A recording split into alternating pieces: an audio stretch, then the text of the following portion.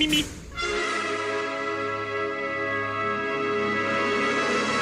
Mimi. Silence. Bonjour chers amis cinéphiles et bienvenue. Installez-vous confortablement dans votre fauteuil, popcorn sur les genoux pour cette nouvelle chronique cinéma.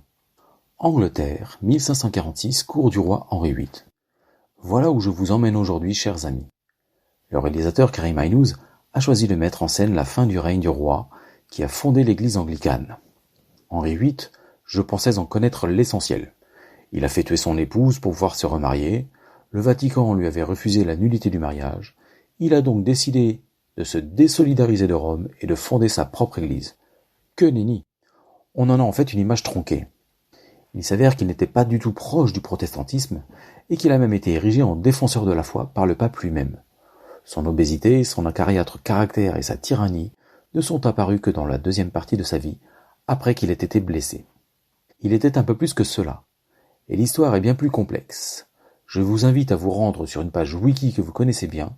Quelques minutes de lecture vous en apprendront tout autant que moi, si ce n'est plus.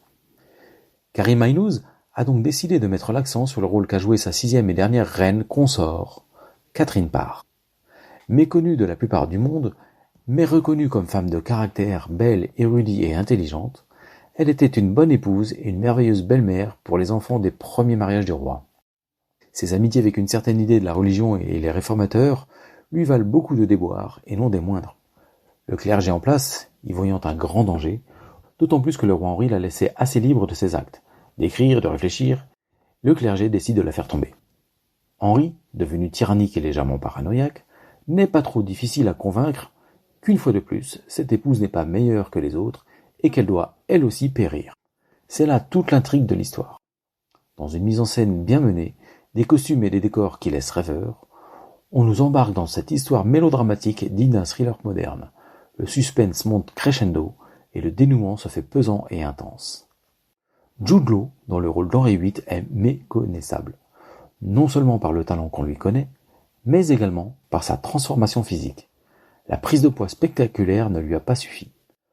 Comme Henri VIII avait des ulcères qui, selon les récits, embaumaient les pièces alentour, l'acteur a fait appel à un parfumeur afin de sentir chaque jour cette odeur nauséabonde afin d'imprégner son rôle.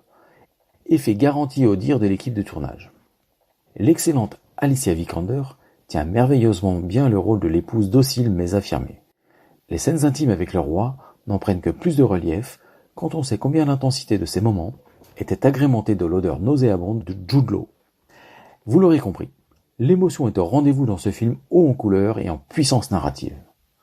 Nous découvrons une Catherine Parr très en avance pour son époque, à l'opposé d'une reine docile et simplement reléguée à un rôle de donatrice de descendance masculine.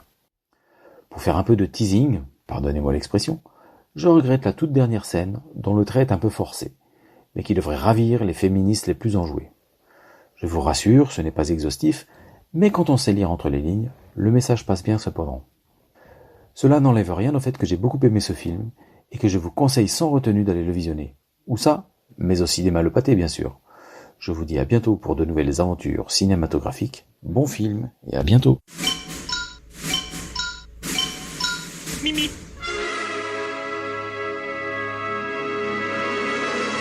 Mimi. Silence.